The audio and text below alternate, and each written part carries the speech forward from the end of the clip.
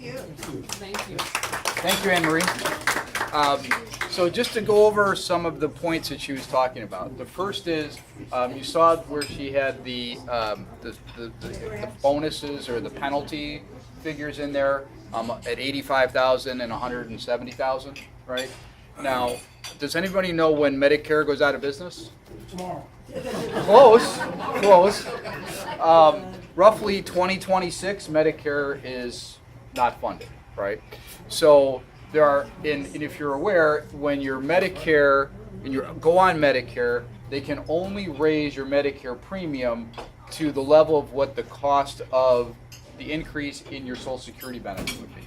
So it's cost. There's what's called a hold harmless provision in Medicare, which means that they cannot raise your Medicare premium more than what they increased your Social Security. So those of you on Social Security got a raise this year, right? Right. So it was roughly I think 1.5%. But the big print giveth, and the small print take it away, right? So what happened was it basically went from Social Security, it just shifted over to Medicare payment at that point, right? So I think on average it was somewhere between $2 and $5 that the average person received as an increase in your Social Security. So if that's the average increase, you might be able to get a hamburger every month if that's the extra portion for it, but it's not going to be getting you a large area for it, right? So the concern becomes with these figures is if they cannot raise the Medicare premium, how else can they get money? Well, if they change the numbers with regard to what the income levels are. So right now it's 85,000 for a single. They could change it to, pick a number, 55,000, right? And at 85,000, it's roughly $57 more per month per person, right? Well, they could make it, I don't know, $30 a month, right? Any more that they change that for it, then that could potentially increase your not directly your Medicare cost, because Medicare didn't go up. The only reason it went up was because of your income potential area, right? So it's something that they can do, and they can change it relatively easy. I've spoken with some people, they don't think that's going to happen. I'm from Illinois, I'm a little more cynical. I just think that if there's a way for them to be able to try and recover something that they know is kind of going out of business, that gives them an easy way to potentially do it. And it happens when you file your income taxes, right? And if you file income taxes, you're going to see what happens with it. So it's just something you can't control it, you just need to be aware of it. And if it should happen, then we need to find potentially ways to maybe reposition funds to be able to cover the cost of that increase, right? To be able to find ways to cover that $50 or $30 or whatever the number should be for it. I don't think that that's going to be far away because they see the same numbers that we see, and it's just kind of a matter of mathematics at that point in time. Yesterday I was with a client who has the Medicare Advantage program, and when she started on the Medicare Advantage program, it started out at a relatively low cost for her. She was an aide through York High School in there for it, so she's a recipient through IMRF in there for it. As part of it, it started out about 4 years ago at a relatively low cost, and she told me for this year the cost she started was about $80 a month, and now it's going to about $200 a month for it. So now she's in the process of looking to go back to a traditional supplement net for it. The concern on that becomes is not all companies will allow you to go from a Medicare Advantage plan potentially back to a traditional plan for it. Okay? Because of the costs and everything associated with it. If you are in Plan F, as Frank, that plan is going to end to new subscribers, I think, in 2020. The plan that is similar to it is Plan G. If you are already enrolled in Plan F, you'll be able to keep Plan F. It's just that new people would not be able to get Plan F. They would basically get Plan G if that's what they want. The difference between F and G basically is higher deductibles, right?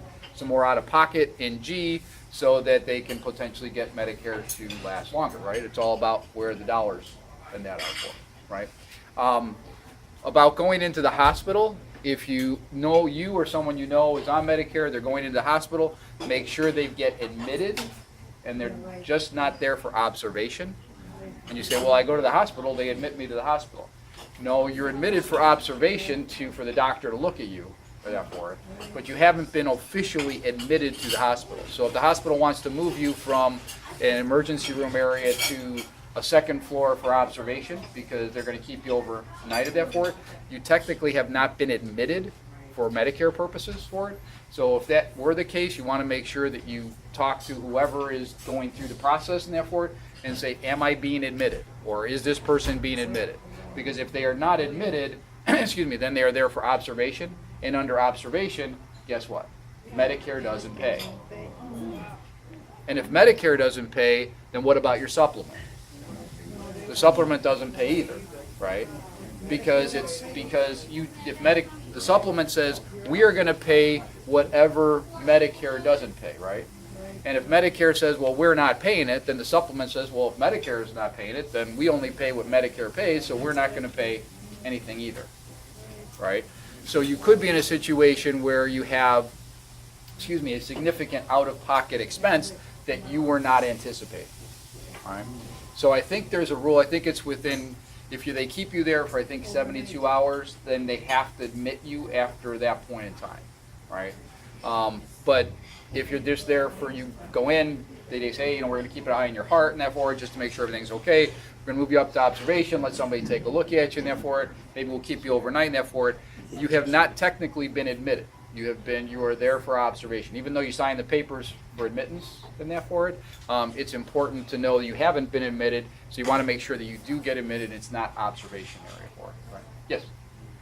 I guess I have to answer this question. Don't the hospitals know how Medicare works? The hospitals cannot provide advice.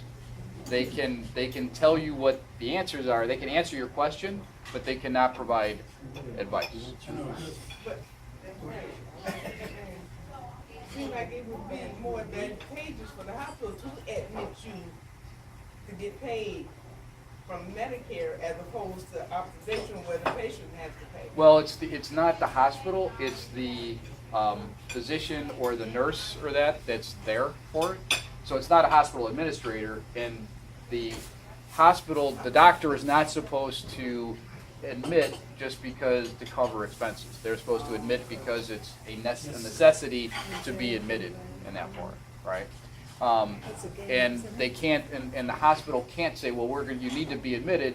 They can't provide advice because if you take that advice that they give you and it turns out to be wrong, then they could be sued. So they can tell you options. They say these are things that are available to you. You can feel free to talk to a counselor. You can call Medicare, and therefore they will never directly answer a question. Because if they do, then they are potentially on the hook. Yes? What if you're a patient, you can't comprehend what's going on?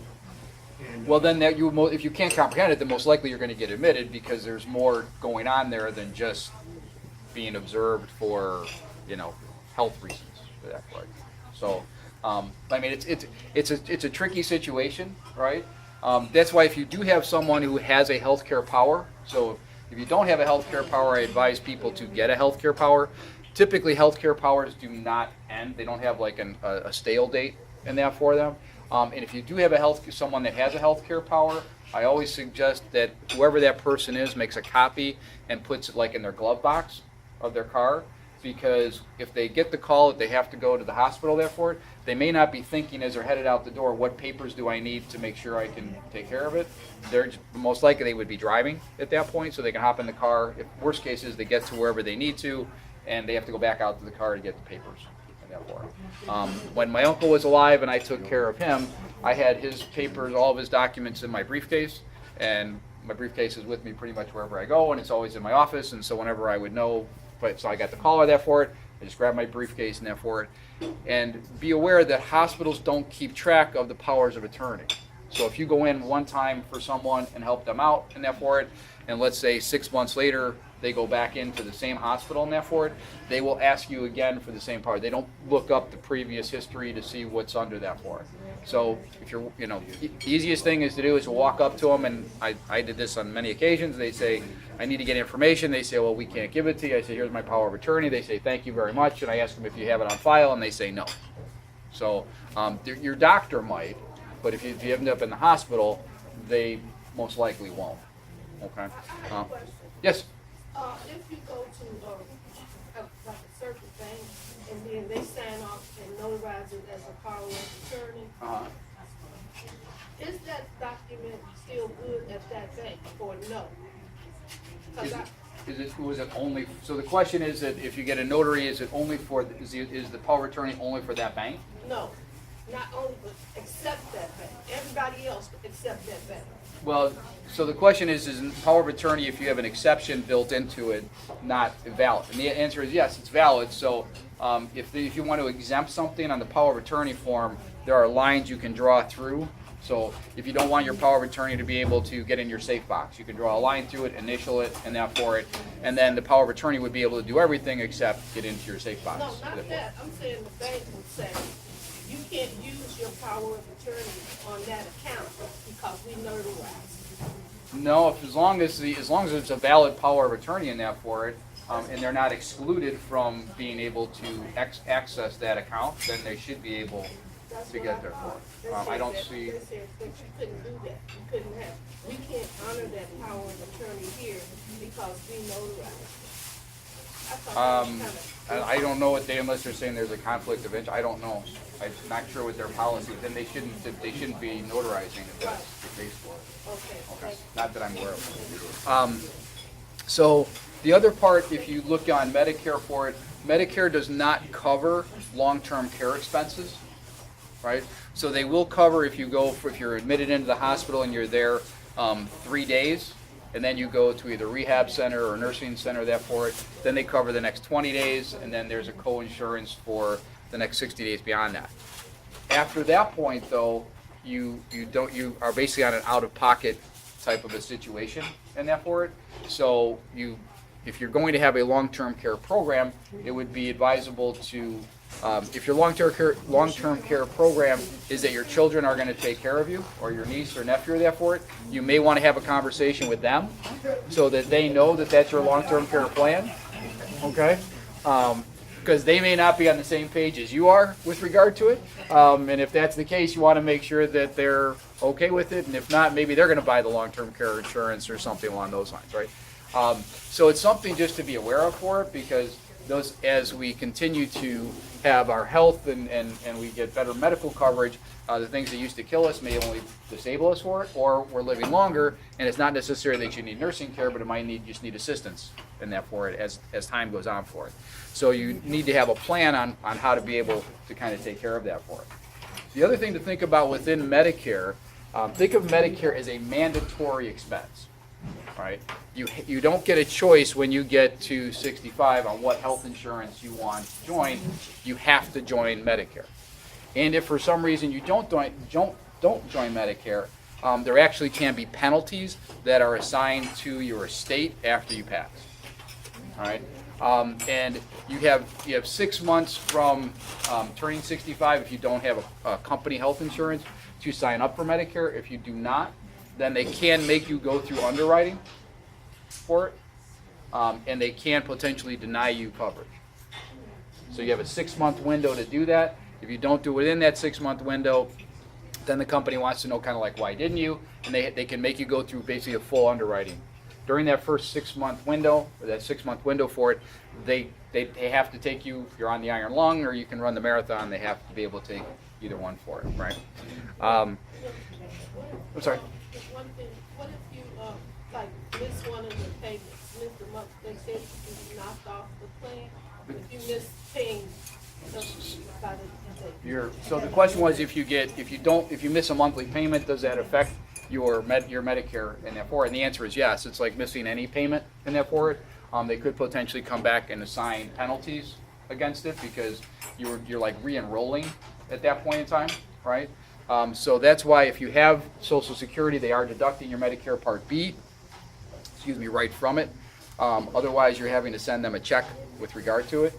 And again, for those people who receive state, county, or municipal, there's what they call the provisional offset, which means that you will receive roughly about 40 to 50% of what the gross amount of your Medicare, of your Social Security would be, or your spouse's Social Security, depending on whose Social Security that you are taking and that for it. So it's something just to be aware of, because if you may be planning on a full dollar amount, and if it's reduced in that for it, then those are kind of lost dollars. That's the Dan Rostenkowski rule. So some of you in here probably remember Dan Rostenkowski. So that that is just kind of how that works for it, and being able to make sure you understand it, because it could affect you from a cost standpoint and some other areas for it, right? So we've talked in the past about kind of pension areas for it, and I was kind enough to get a copy of the 2017 Chicago and Cook County property tax bill. So if you're in Chicago, if you look at it in about the middle section of the tax area, that's where it tells you the funding levels for the pensions. Now, nobody ever looks at those numbers. They just kind of look at what they owe at the top and the bottom, and they send in the check associated with it, right? But these are very important figures. I'm going to go through them just kind of quickly, just to give you an idea of how well-funded or unfunded they are, right? So the Metro Water Reclamation of District of Chicago, the amount of the pension and health care shortage is roughly about $1.2 billion. It's funded at roughly 54%. The Chicago Park District is roughly $566 million behind, and that's funded at roughly 40%. Board of Ed, $11.9 billion behind in funding. It's funded at roughly 47%. Community College District, it's $123 million behind. It is 0% funded. Okay. City of Chicago is roughly $36.4 billion behind. It's funded at 20%. Cook County, roughly $292 million. That's underfunded. It's funded at about 39%. And Cook County is roughly $17 billion behind, and is funded at roughly 33%. In the past, we may have spoken how a fully funded pension is a pension that is considered about 80% funded. Now, I'll just ask you, do any of these numbers sound like they're close to 80% funded? Right.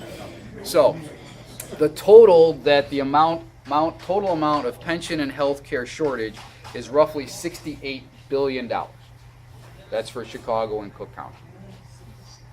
Okay? When you're funded at 20%, they can't put enough money into it to keep it funded for a long time.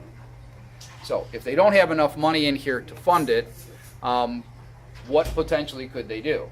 Well, they could potentially raise taxes, right? And we know that they like to raise property taxes, which the city did about 2 years ago. I think they went average about 30% or so forth. That doesn't exclude suburban areas from increasing their taxes as well, right? Because this is also, those who are part of Cook County are underfunded by the $17 billion as well, and they need to kick their additional share into it, right? So the concern in this becomes is when a public pension goes defunct. Now, these are not state pensions. These are the city and county, right? So they don't fall under the state, they fall under the city and county guidelines, not the state. When a public pension goes defunct, by Supreme Court ruling, it is not required payments. They are considered benefits, not a contract. And as such, benefits can be changed, altered, or eliminated at any point in time. All right. So the best funded one is the water reclamation at 54%. Not that that's great, but it's better than being at 0. Right? Chicago Board of Ed is at 47. Just as a comparison, TRS, which my wife contributes to, is about 39. A few years ago, they said TRS would be out of business at about 2029. So if these numbers stay the same, maybe we're like 2034 for the Board of Ed of that for it. So the concern becomes where are these monies going to come from, essentially with which to pay it, right? So property taxes and that become a way to be able to do so. But there was an article I was reading the other day, and it listed the top 50 cities across the country which have lost the significant amount of population. Okay, Illinois had 3 in the top 20. So at 18, Peoria had a decrease of roughly 14,000 people from 2010 to 2017.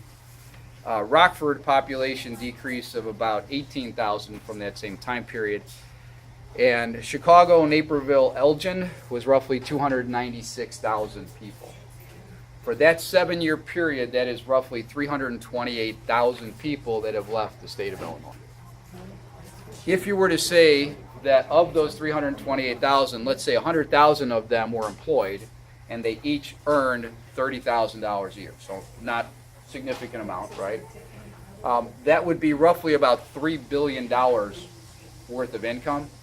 At 3.75% tax, when it was at that, that's roughly $112 million, or about $16 million a year of lost revenue that the state has lost because population has left.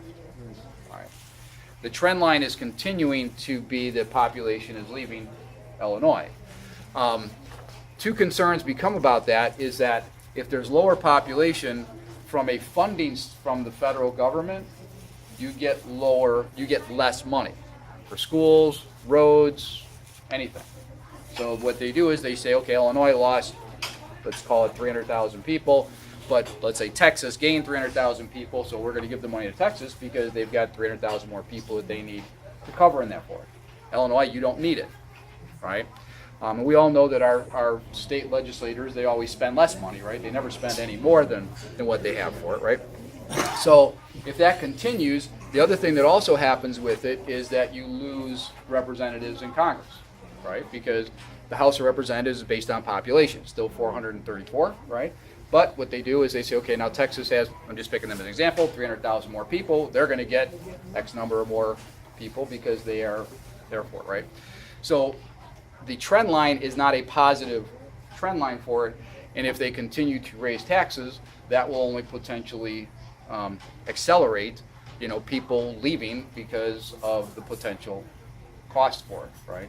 So when you start to think of mandatory expenses, if you own property, you have two mandatory expenses in retirement, right? The first one is you have your health care, right, which is mandatory, you can't get around it. And the second is your property taxes. So I was with a couple in their mid-50s talking with them the other day, and we were trying to project forward as far as what their mandatory expenses would be. They live out in New Lenox. Their property taxes are about $4,500 a year.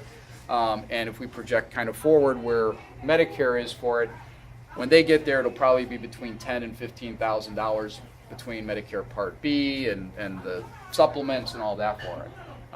And I said, basically, if we start to project forward, you're going to need at least around $20,000 to $25,000 a year just to cover those two expenses, right? That doesn't take into account eating, doesn't take account insurance, doesn't run the gas. He said, well, we have an RV. I said, that's great. You want to sit at home and eat ramen fried noodles for the rest of your life because that's all you're going to have at that point in time, right? So if you start to look at it, those become mandatory expenses. And in that case, if you think in terms of just his one of their Social Securities, that's essentially one Social Security covering those two expenses, right? So you take into account if it's reduced for federal income tax for it, that's money that's off the table, right? So these costs, as costs continue to rise, inflation can be the silent killer, right? I mean, it can kill your income. It can kill, we've talked about things doubling, healthcare doubling over basically, 10-year, 15-year period here, right? And it's like kind of cooking the lobster, right? It didn't go from A to B overnight, right? It kind of went on a gradual basis for it. So the concern becomes on a long-term basis, especially if you have pension issues, and then you have an issue where your state is losing significant population, therefore, how do they recover those costs, right? So in this year's state budget, they brought in, I think they said, an extra $5 billion. They went through that, and then they borrowed another $1 billion to spend on something else. But they didn't solve, at least at the state level, put any of that money, as far as I'm aware, toward pensions, which they know at the state level are not quite as severe as what they are here for some of the city areas for it, but still, nonetheless, still pretty severe in that for it. So those are things we can't control, which means that if we have other monies available, we need to look at how can those work for us to be able to try and reposition so that they can potentially generate cash flow or something else for us as well. Question. Now, when they reassess cash houses and they devalue the house, that impacts how much you pay out in taxes. But it also, you know, really leaves you at, it doesn't leave you at a disadvantage to have your property devalued. So the question becomes when so this year, I don't know if you're aware, but roughly, this is the triannual year, so it's when they start to revalue properties and that for it. So one of the question was, if your property value were to go down, does that potentially affect you? And the answer is yes, in twofold. First, yes, it could have an effect upon your property taxes, where your property taxes could go down. I've not seen many people's property taxes go down, but it's a possibility, right? But more concerning would be if the property value has dropped, who's going to want to move into an area where values are dropping, right? If it's if it's going from, just pick a number, 200,000 down to 125,000, then that tells me that something's going on in that area that I may not want to purchase property in that area, right? If I've got kids or something, there might be going on stuff, there's not money for the schools or anything along those lines for it, right? So if you see property values have a significant decline for it, then yes, I mean, then that can have obviously an adverse effect upon people wanting to purchase in that for it, right? Conversely, if you have property values escalating quickly in that for it, you could get into a bubble where all of a sudden property values have risen too quickly in that for it, and now you're in a situation where they've risen too quickly and now they're not available for something else, right? And then sometimes everything comes back to an equilibrium at some point for it. So it's just something that you can't control it, obviously, but it is something that you have to look at. It's out there for it. Yes? Medicaid? Medicaid is basically for those people who have no income and therefore it. The spend down rule for Medicaid is basically that if you're a married couple, you're spending down to you have roughly about $80,000 of assets and therefore it. You're allowed to keep your car and your home. One of the things now on Medicaid, which they will do if you do own a home, is that the state of Illinois will put a lien against the house. So when it's sold, they will try and recover any proceeds for it. If you go into facility, they will let you, if the spend down rule is basically down to $2,000 on a single person in there for it, you're allowed to have a nominal life insurance policy in that for you, cover costs in that part of it. Did you say nominal? Nominal, yeah, like a $5,000 policy. You can't have like a $500,000 life insurance policy in that part. If you do, then the state will ask to be the beneficiary of the life insurance policy in that part. So it basically starts to spend down, so you basically have no money is what you're looking at for it. Medicaid is funded by the federal level but implemented at the state level in that for it. Each state has their own rules with regard to Medicaid in that for it. But as far as the general spend down rule, the one other area to look at is if you start to look at the look back rule, right? So the look back rule on the federal level is 7 years, in the state of Illinois it's 5 years, meaning that if you gift somebody money and then you try to basically give all your money away and then try to claim Medicaid for that for it, what they will do is basically look back within that 5-year window, and then they will basically try to recover those funds. If you don't have them, then they will go after the person that you gave them to. If that person doesn't have them, then they will put a lien on their house, they'll garnish wages, they'll do all kinds of things till they recover the funds that you were trying to kind of illicitly give away in that war.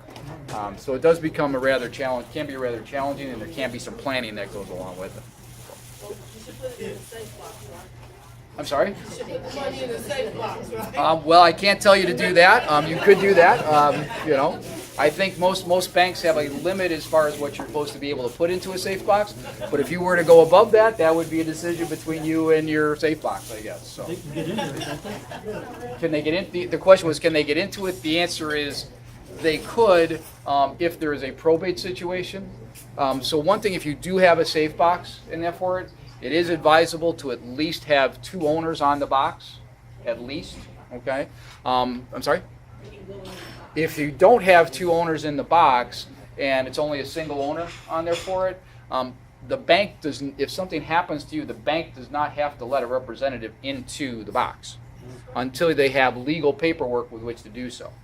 Some banks will allow you to go in to get like trust documents or a will or something, but that is it. You cannot take anything else out. They actually watch you to make sure you're not taking it out. And on the 3rd level for it, depending on your estate and who you are, you could have 3 people visit the box. You could have a bank officer, you could have a representative from the estate, and you could have an IRS agent. Because the IRS agent wants to know if you're Otto Kerner and have $1 million in cash in there, right? Or if you have Aunt Ruthie's 8th grade graduation card. They actually will do an inventory of the box, so that they can determine what the potential tax implication, if anything, might be. So if you do have a safe box, always recommended you at least have 2 people on it, or potentially if you have a trust, the trust could potentially own the box, because a trust has perpetuity for it, and they're just successor trustees that can get into it. If you have a power of attorney ceases at death, so they may not be able to get into an account or get into a safe box at that point. So, yes. On the subject of power of attorney, is it acceptable? I heard you mention, the situation with your article. You kept a copy with you all the time. Does it have to be a hard copy, or can you have it on your phone? That I don't know. I mean, I think it depends on the hospital or that you would go to. Because the question is, how are you going to get it to them? Well, I mean, it's not enough to just show them that here it is right They here. want to read. They're going to want to read it and that for They it. can read it. They can welcome to read it. But they need to also have a copy that they put into the file. Oh, So you could potentially email it to them, and they could then print off the email and put that into the file and that for it.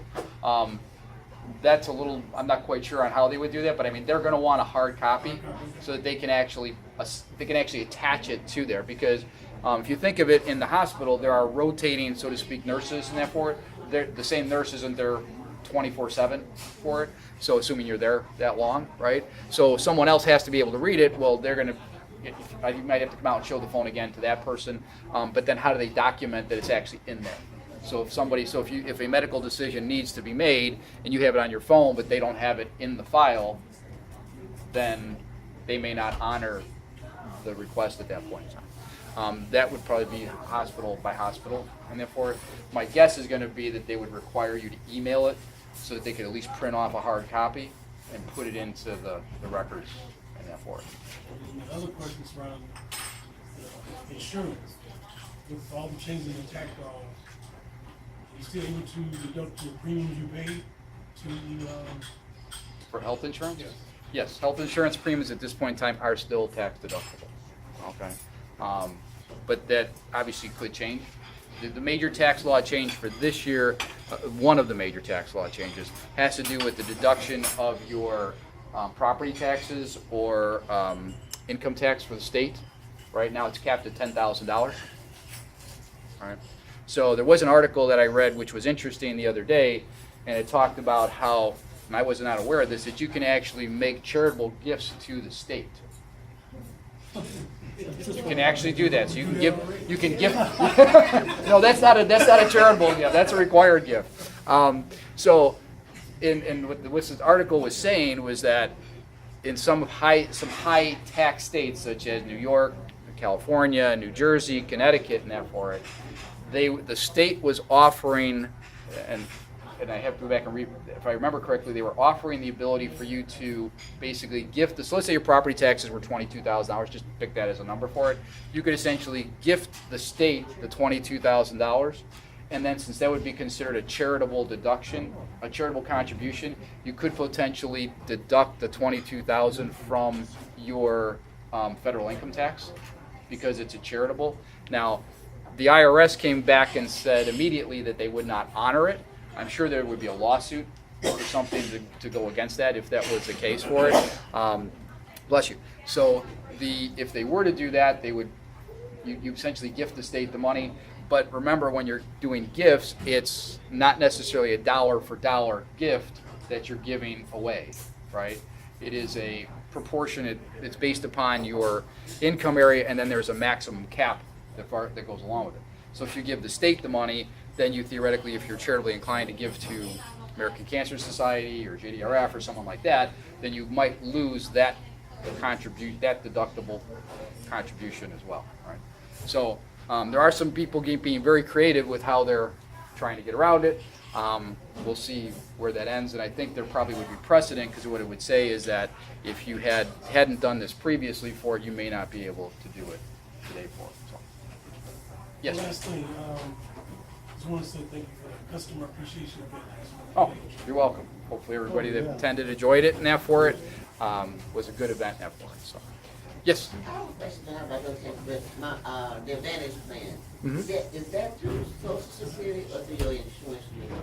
So the question is on the Advantage plan, is it through Medicare or is it through private insurer? And therefore, it's done through a private insurer as part of Medicare. So it just becomes an option with Medicare. The Medicare would really prefer that you use that because it basically takes them kind of out of the loop and therefore it. The problem being with the Medicare Advantage is it's like a PPO, or more like an HMO type plan, where literally you have to go back if you want. I was talking with a client who's actually on it, and she wanted to get some other tests done, but they couldn't do the test because she had to go back to her primary person to go and get it checked out. And then she was seeing an endocrinologist about one thing, and she was concerned that she was having might have type 2 diabetes or that for it. And what the endocrinologist told her was she had to go back to her primary care physician to get a script to be able to give to him so that he could then see her under the for type diabetes as opposed to seeing her what he was seeing her for before. And if you don't get those approvals, then you may not be able to get coverage or get seen to that for it. The other concern becomes if you're in an area that doesn't have, a good hospital system, then you may not, the coverage may not be extended to it, or you may have to travel a significant way to get it. So if you're in the Chicago area, tremendous amount of hospitals and access and that for it. If you're in, I don't know, Quad Cities, for example, you may not have a hospital system or that's available for it, so you might need to drive to Rockford, let's say, to see your physician or that for it. So, yes? You just said that the Advantage plan costs more. Is that through the Medicare or is that through the insurance company? It's from the insurance company. This particular client, hers started lower, but it over the last 5 years has accelerated to where it's significantly higher than if she felt than if she was on maybe more of a traditional plan for it. So I'm not saying that happens with every Advantage plan and that for it. That just happens to be her situation that for it. And she can't make a change until the new enrollment period, which is in October and therefore, which would become effective in January. So. What do you see the cost at for this Advantage plan? I'm on the Advantage plan, but I didn't know that it would go up. I'm with Humana. You can check with Humana as far as what they have for it. Each insurance company can charge their own amount. So when you're looking at the Medicare supplements, Plan A is Plan A for all insurance companies, whether it's Blue Cross, Humana, John Alden, AARP, doesn't matter. And therefore, A is A is A. It's just whatever they decide to charge, right, for it. F is F across the plan. It's what they want to charge. So when Anne-Marie said that, you can take the least expensive one, yes, because if F is F and it's the same F is for everybody and therefore, then why would you pay, for example, Blue Cross $180 when you could pay Humana $150? Just pick an example, right? It could be because maybe Humana doesn't file as quickly and therefore it. There are some hospitals that they have to take it, but they prefer not to just because of the payments and how slow they are with the reimbursements and that. Any other questions? Well, thank you very much for coming. We look forward to seeing you next month. Thank you.